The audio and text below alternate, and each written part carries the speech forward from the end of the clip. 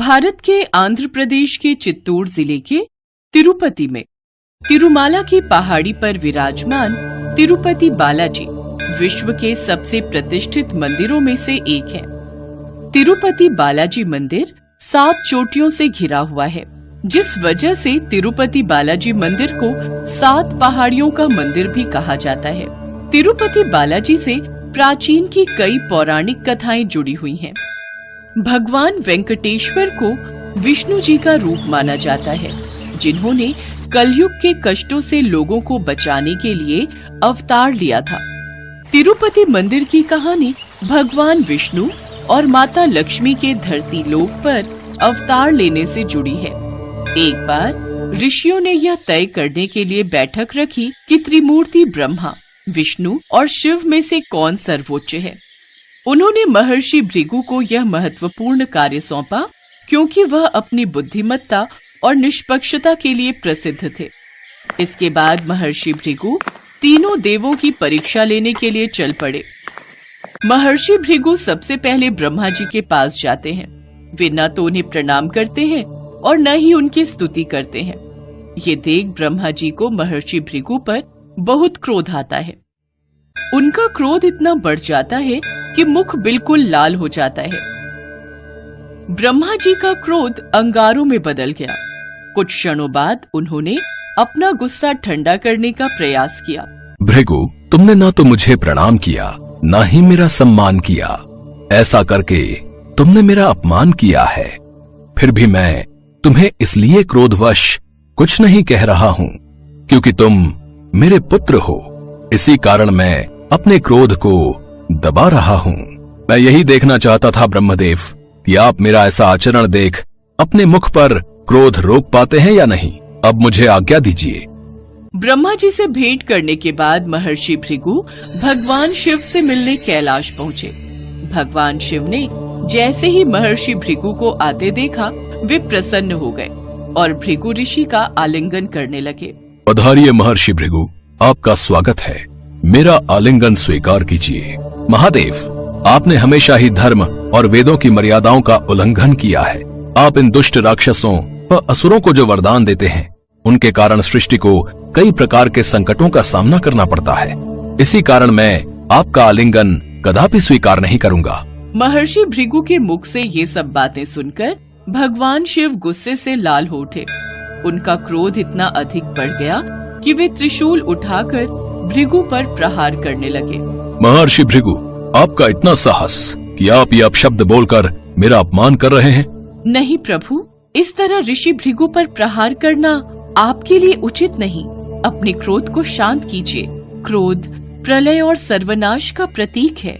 मुझे क्षमा कीजिएगा महादेव, यदि मेरे कारण आपको कोई कष्ट हुआ हो। मैं यहाँ जिस प्रयोजन से आया था, आपका क्रोध देखकर मुझे उसका उत्तर मिल गया। अब मुझे आज्ञा दीजिए। इस घटना के बाद महर्षि भृगु ने बैकुंठ धाम की ओर प्रस्थान किया।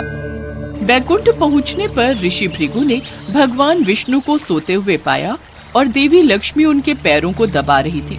क्रोध के आवेश में और विष्णु के धैर्य और महानता की परीक्षा लेने के लिए महर्षि भृगु ने भगवान की छाती पर लात मारी, जहाँ लक्ष्मी भाग्य की देवी के रूप में निवास करती हैं। भगवान विष्णु ने अपने नेत्र खोले और ऋषि भृगु के पैर पकड़कर बोले, प्रिय ऋषि भृगु, यदि मैंने आपको कोई असुविधा पहुंचाई हो तो मैं क्षमा चाहता हूँ। कृपया मुझे आपके मेरी छाती पर प्रहार करने के कारण आपके पैर में होने वाले दर्द को कम करने दीजिए। भगवान विष्णु की विनम्रता और क्षमा से स्तब्ध ऋषि भृगु अपने कृत्य के लिए पश्चाताप से भर गए। भगवान विष्णु महर्षि प्रभु के चरणों को दबाने लगे। अपने प्रति प्रेम देख महर्षि भृगु की आंखों में आंसू आ गए। उन्होंने महसूस किया कि भगवान विष्णु सर्वोच्च देवता थे, जो सभी प्राणियों के लिए सहिष्णुता, क्षमा और सुरक्षा के प्रतीक थे। महर्षि भृगु बिना कुछ बोले वहां से वापस लौट आए। उन्हें अपने प्रश्न का उत्तर मिल चुका था, परंतु महर्षि भृगु के इस तरह के व्यवहार से देवी लक्ष्मी क्रोधित हो गयी। वे अपने निवास स्थान भगवान विष्णु की छाती के प्रति ऋषि के अनादर पूर्ण कृत्य से प्रसन्न नहीं थी। वे भगवान विष्णु से रूठ गईं और उनका और बैकुंठ का त्याग करके पृथ्वी लोक पर आ गईं और वहां तपस्या में लीन हो गईं। भगवान विष्णु भी उन्हें ढूंढने के लिए वैकुंठ छोड़कर धरती पर आ गए। उन्होंने माता को जंगलों और पहाड़ियों पर ढूंढा, लेकिन माता लक्ष्मी कहीं नहीं मिली। बाद में भगवान विष्णु एक पहाड़ी पर रहने लगे, जिसे आज वेंकटाद्रि के नाम से जाना जाता है। कहा जाता है भगवान विष्णु श्रीदास के रूप में चींटियों की बांबी में विश्राम करने लगे। वे दिन पर दिन बहुत ही कमजोर हो चुके थे। ब्रह्मा जी और शिव जी से विष्णु जी की ये हालत देखी नहीं गई।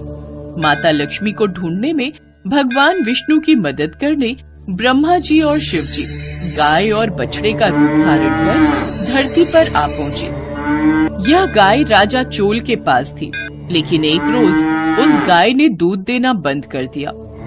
पौराणिक कहानियों के मुताबिक वो गाय एक पहाड़ी पर जाकर अपना सारा दूध भगवान विष्णु को पिला देती थी। महाराज, जो गाय और उसका बछड़ा जंगल से मिले थे, उस गाय ने अब दूध देना बंद कर दिया है और रोजाना ही न जाने वो गाय अपने बछड़े के साथ कहाँ गायब हो जाती है और कुछ देर बाद ही लौट आती है। ऐसा कैसे हो सकता है?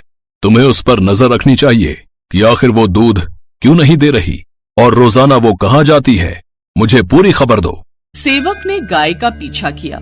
उसने देखा कि गाय अपना सारा दूध चींटियों की उस बांबी में गिरा देती है, जिसमें भगवान विष्णु श्रीनिवास के रूप में विश्राम कर रहे हैं, ताकि भगवान विष्णु गाय का दूध पी सके और उनकी भूख मिट सके। सेवक सब कुछ देख लेता है और गुस्से में आकर उस गाय की तरफ कुल्हाड़ी फेंकता है, लेकिन तभी भगवान विष्णु प्रकट होते हैं और गाय को बचाने में वो कुल्हाड़ी उनके माथे पर लग जाती है। कुल्हाड़ी से लगी उस चोट का निशान आज भी भगवान वेंकटेश्वर की मूर्ति में कायम है। भगवान विष्णु को कुल्हाड़ी लगते ही सेवक वहां से भागकर सीधा राजमहल पहुंचा और उसने सारी बात राजा चोल से कही। सेवक की बात सुनकर राजा चोल हैरान रह गए और घबराहट में भगवान विष्णु से क्षमा मांगने के लिए उस स्थान पर पहुंचे। क्षमा कीजिए प्रभु, क्षमा कीजिए, ये सब अनजाने में हुआ है। क्षमा कीजिए भगवान, आप तो साक्षात नारायण हैं, आप तो क्षमा देने वाले हैं, आप तो करुणा के अवतार हैं, मेरे आराध्य देव हैं। भगवान विष्णु ने राजा चोल को क्षमा कर दिया और एक वरदान भी दिया। मैं तुम्हें क्षमा करता हूँ और एक वरदान देता हूँ कि तुम अपने अगले जन्म में अकसा के राजा के रूप में पैदा होगे। तुम्हारी एक पुत्री होगी जिसका नाम होगा पद्मावती और तुम्हारी पुत्री पद्मावती का विवाह मेरे अवतार वेंकटेश्वर से होगा। और फिर राजा चोल ने अक्सा राजा के रूप में अगला जन्म प्राप्त किया और देवी लक्ष्मी ने पद्मावती के रूप में उनके घर में जन्म लिया। समय बीता, इधर पद्मावती बड़ी हुई, उधर श्रीनिवास यानी कि भगवान वेंकटेश्वर, जो कि भगवान विष्णु के ही अवतार थे, उन्होंने सपने में राजा को वो वरदान याद दिलाया जो उन्होंने राजा चोल को पिछले जन्म में दिया था। राजा को भगवान विष्णु की कही बात याद आ गई और फिर उन्होंने श्रीनिवास और राजकुमारी पद्मावती के विवाह की बात को स्वीकार कर लिया।